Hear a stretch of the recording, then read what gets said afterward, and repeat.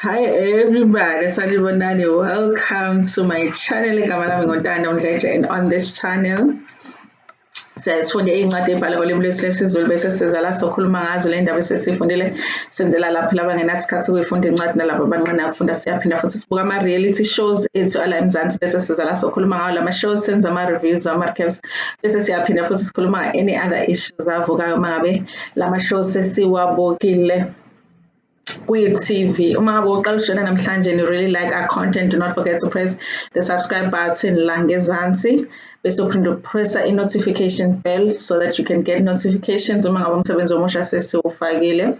Someone was asking me ukuthi likuphi i-button lika-join ne-button lika-thanks. Where there is a like button, like, share, everything there's also a thanks button kuleyo line like leyo, and then below that there's a blue button written join if you want to join as a member. So I hope all of that can appear mengabe ubuka ama videos. Anyway, you guys, thank you so much to all those people that have joined as members. Thank you so much to everybody that has thanked the channel ngemali, and thank you so much to everybody that has watched our channels, ama adverts akule channel. Siyabonga kakhulu. You guys, I never knew ukuthi ukuba nomntwana owenza grade 12, it's so much work. It's like I have become Capella. Nyamaza uKapela with generations. Now I am Capella, guys. I am running around because umuntu uya ku-matric dance yena matric what's matric dinner. They say it's not matric dance, it's a matric dinner. Now I am Capella, I am running around, I want this, I want that. The person is turning 18. How come our mothers never told us one day you become a Capella where you are like, yes ma'am, what do you need ma'am? I have been running around like Capella today. Okay? Anyway, I'm watching Zali, so I can't really blame anyone. Anyway, you guys, today I want to talk a little bit about this story that I read in Drum magazine, Portia Modise. Remember, I did that video after Portia Modise had done an interview on MacG podcast and chill. It was such a great interview, guys, that I even did a review of it because I was so impressed by her. But I want to do this story here today because it's one of those stories really that is going to remind us, a lot of the times we encourage and push women to speak up when they are in positions where they are being abused, where they are in positions where they are being ill-treated and mistreated, and not given what is due to them. We always encourage women to speak up, but we don't talk about the other side of that, which is that sometimes when you speak up, things can work against you because everybody can look at you as somebody that rebels, and you can become a bad person just for speaking up. And I want to read this story here. Even though I was so happy that she had done what she did by speaking up on MacG's podcast, and she had done it before in other platforms as well, but how things are not working out for her because of her speaking up. And just for us to be reminded that there is that side of things, which is really sad that it happens like that. Guys, being a woman in South Africa is very hard, but being a woman footballer in South Africa, I can only imagine that it's even harder because you are in a space that is dominated by men, and I imagine the hardships that she goes through. So guys, this is one of those videos where I go through the article, all of it. We go through it together. So if you are somebody that does not like those kinds of videos, this is not a video for you. There's many other videos on this channel that you can watch. I won't take anything personally, but those who want to go through this article with me and learn a little bit, about Portia, but not just because it's not just about her, it's also about our journeys, because even in our own workspaces or whatever spaces that we're in as women, this also happens a lot to women. So if you wanna take this journey with me while we go through this article that they wrote in Drum magazine recently, please join me while we go through it. So I got this article on Drum magazine online. It was written yesterday on the 9th of September 2022 by Madayile. Thank you so much, Kama, for writing such an informative and detailed article, because it's really detailed. And the title of the article says, "I started speaking out and doors closed in my face. Why Portia Modise won't stop fighting for equality." This is what I was saying, you guys, when she did that video, that interview on podcast and chill, that this Portia sounds like somebody that is so knowledgeable in the sports, especially concerning the women, that she should be somewhere in a very influential position, but she's not. And in a way, it's like not understandable why she's not in those places where she could make changes for women in sports. And as you can see, this is what the article is saying, that when she started speaking out, that's when the doors started closing on her face. But these are the details in the article, you guys. She is outspoken, fearless, and stand against any type of injustice, especially when it comes to her number one, female football. Africa's most celebrated female football star, Portia Modise, tells Drum that being vocal has gotten her into serious trouble and cost her football career. But she refuses to be bullied and will continue to fight for women's rights in football. I still maintain that female footballers are ill-treated and underpaid compared to men, and that is a fact. And that's one of the things that she really discussed in detail when she was on MacG podcast and chill, to say that, you know, people will be surprised and at how much money she was being paid when she was playing for the national team, and also what women are, like, to this day are being paid, and the difference between that and what men are being paid, which really don't I don't understand. If you're playing football for the national team, it shouldn't really matter if you're a woman or a man. If you're playing for the national team, you should make just as much. And she says she has always been vocal since ever since she joined Banyana 814. How did she join Banyana 814 though? I'm just thinking about that. Shouldn't you be over 16 or something? But anyway, I started playing for Banyana. When I started playing for Banyana, I saw the unfairness that was happening, and I started to fight. We were coached by Augusto Palacios, and everyone was scared of him. We wore soccer boots that gave us blisters. All of us would complain to each other.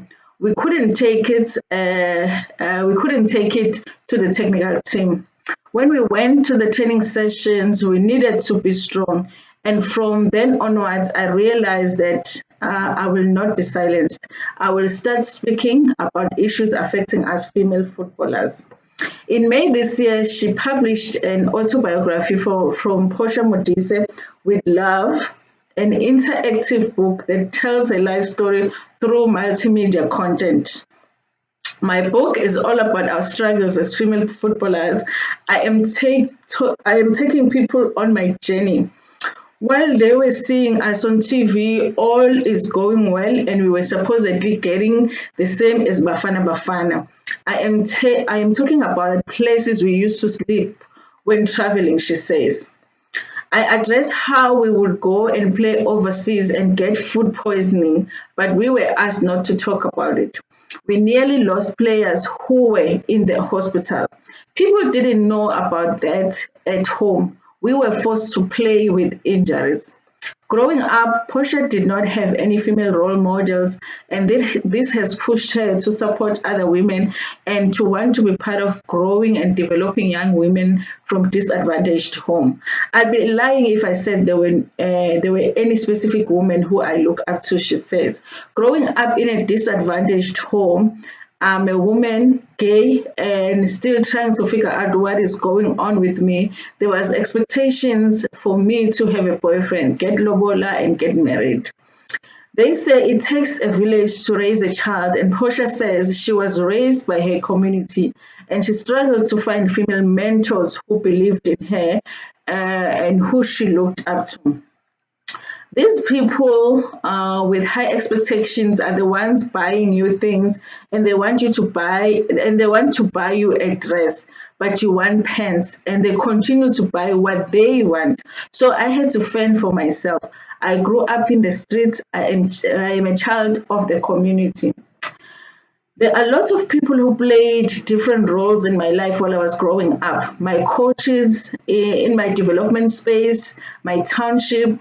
I had mothers, brothers, fathers from different angles in the township. Portia says, had she not had love for her community, she would not have made it. I would have probably been in jail or dead. Had it not been for football, I would have felt the pressure of poverty and I would probably be in jail by now. I was going to want to fit in. She's grateful for the sport. I thank God for choosing football, not knowing what it had planned for me. Our parents don't watch us. They don't know the talent that we have. It's people from our communities who sit and watch us and know the talent and potential we have, she says. My mother was not sure if it was a good thing for me to play football. I don't think I would have been where I am today if my parents raised me alone. Since Portia retired from football, she is still pursuing coaching. I stopped playing because I was too vocal and I was always advocating for women's rights in football, and that closed many doors for me, which is very sad, you guys. I started talking about things that people in power did not want to address and to be exposed to. For an example, them sleeping in female with female players, the gender-based violence within the women's football, etc. When you start to voice those issues, you are a problem. And these are serious issues, you guys. I mean, it looks like, really they had to deal with GBV within their soccer team. So I don't know, to think that people that are in management or in important positions here do not want this to come out. Really, it's painful to think about it, honestly, you guys. Portia said she was told by football heads that she is a troublemaker because she's speaking up. They said, I need to stop playing now so that I can be celebrated. Or if I choose to carry on playing, then I will not be celebrated. So I did, she says. With coaching, I have done my courses, but even then, I still get problems as doors are closed for me. I am being sabotaged when trying to complete my coaching courses. They are the ones who are holding my qualifications. It is the powers that be that need to invite you to do the courses in order to qualify. And it's unfortunate that I have not been invited, and instead, they are inviting the puppets. It's not easy. That is why I opened my foundation. This is sad, you guys. Even the fact that she's trying to become a coach now, and they're doing everything that they can to stop her from that because they won't give her qualifications. That is really sad, you guys. And sometimes even in workplaces you will find people that are puppets to management, and sometimes you can blame those people that are not fighting for what is right, but sometimes it's about trying to survive. Which do you want to do? Do you want to fight for your rights and stand up for the truth, or do you want to be able to take care of your family? And if speaking up is gonna put you in a position where you are not able to provide for your family, sometimes you can choose to be a puppet because it's not really a choice. You have a family to take care of, and sometimes you can feel like you understand why people will choose that position, because they can see if someone else is speaking up and they are not able to make a living out of something that they are talented in just because they're speaking up, no one else is going to want to speak up.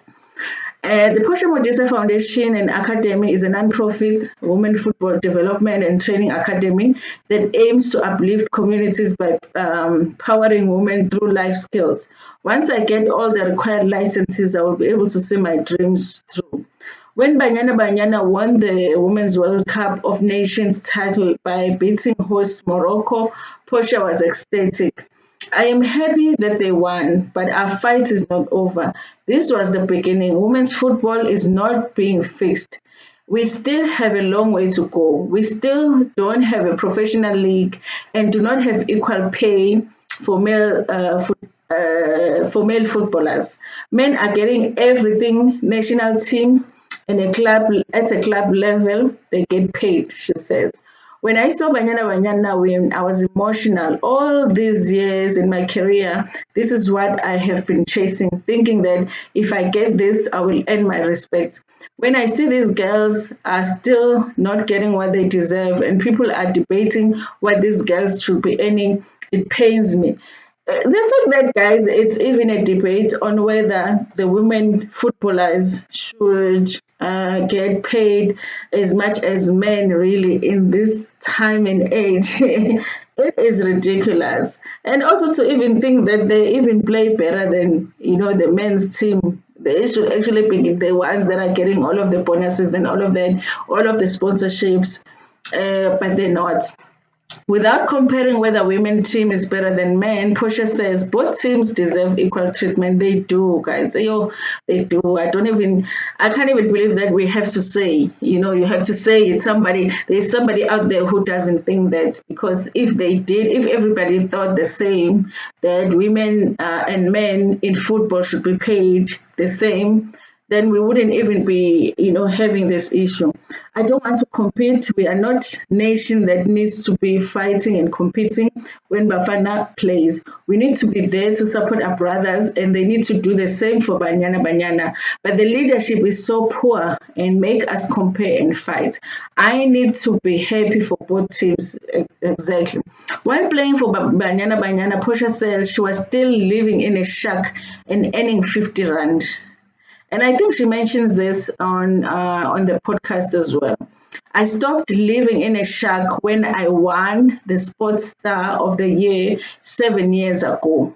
Without me being the Sports Star of the Year, I would still be living in a shack. When Fikile Balula gave me the 1 million rand, half of it needed to go to my charity of choice, which I still have not received to this day. This was 7 years ago. She won this competition 7 years ago. The charity must think that I am a horrible person and ate the money. I promised them the money and I'm still fighting to get the money. Here, my understanding is that she won 1 million. She was supposed to give half of it to the charity, but she was only given the half that was supposed to come to her. So, where's the other half? When I ask about it, no one wants to talk to me, and because I am the rebellious Portia Modise, she says. Oh, this is sad, you guys. This is sad, you guys. It's sad because it really is somebody that is really deserving of the recognition, and she did so much for the women's national team when it comes to football in South Africa. And I think that she should be getting the royal treatment when it comes to just her and the sporting sector in South Africa, but it's not happening. And I find it to be really sad, you guys. But I wanted to go through this story because I think it's a reminder for us that our fight as women in the positions that we want to be in, it's not over. Even when we get that position, the fight doesn't stop, because you fight to be seen, you fight to be heard, and you fight to be recognized. And also, depending on how much you fight, other people are just going to be upset by the fact that you are fighting. It's like, just accept that we are recognizing you and leave it there. And when you start fighting to be equal to men in the same position, it's a problem for other people. So yeah, like I said, you guys, being a woman in South Africa is very hard, but being a woman footballer in South Africa, I imagine that it's even harder. Thank you so much for watching this video. Tell me what your thoughts are about this article, about what's happening with Portia Modise. I am so happy that she's written this book. It's actually, this article reminded me, because when I watched the podcast, I had said that I was going to buy the book. So I need to try and find this book, because I think it will be really interesting for me to read it, and also just to have it, around, so that even my kids can read it. Anyway, thank you so much, guys, for watching. Please like the video before you share it with your friends, with your family, and even with strangers. Ntando kakhulu.